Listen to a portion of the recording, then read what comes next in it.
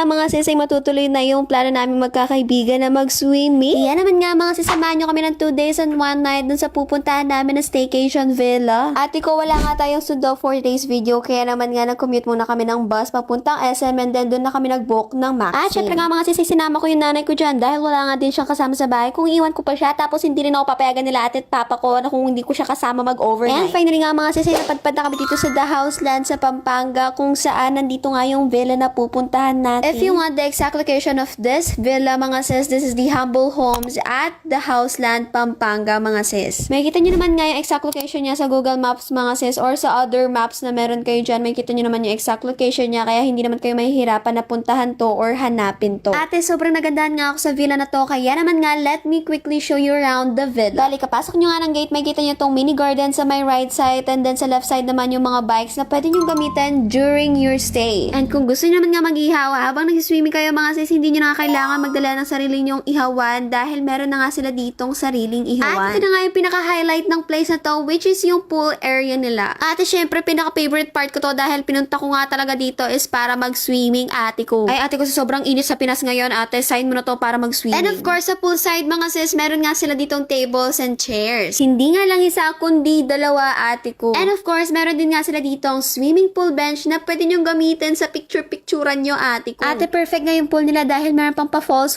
effect na nakaka-relax talaga. At syempre, dito naman nga tayo sa loob ng bahay mismo. Ayun, kapasok mo, nandun na yung mga kaibigan ko nakaupo, nanonood, naglalaro pa.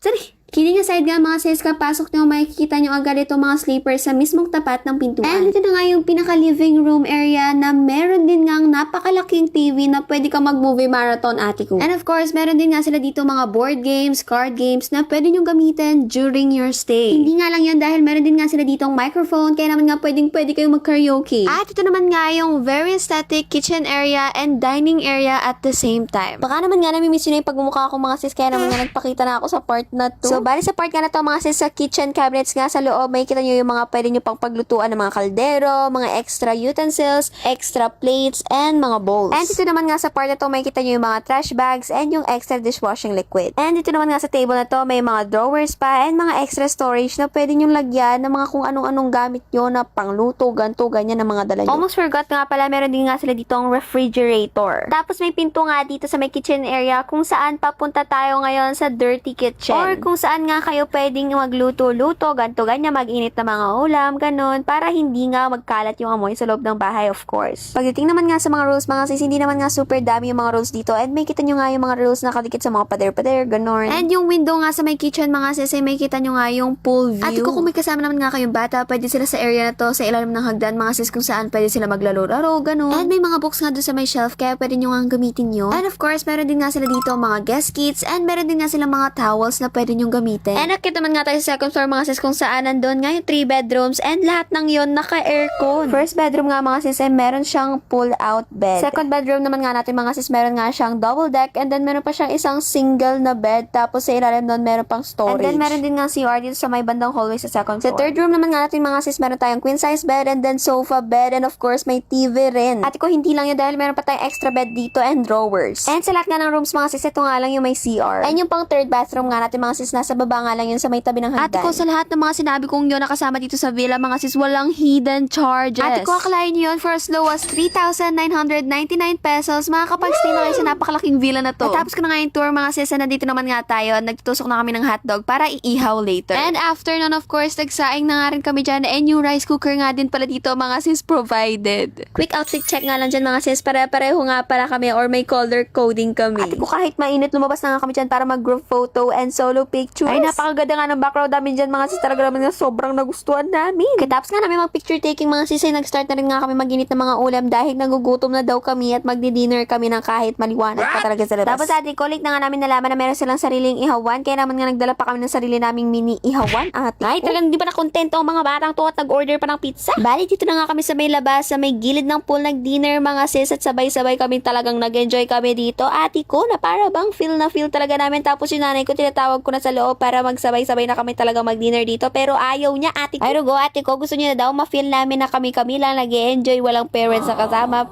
Dapat daw invisible lang daw siya, ganun. Magkunwari kami na wala siya, ganun.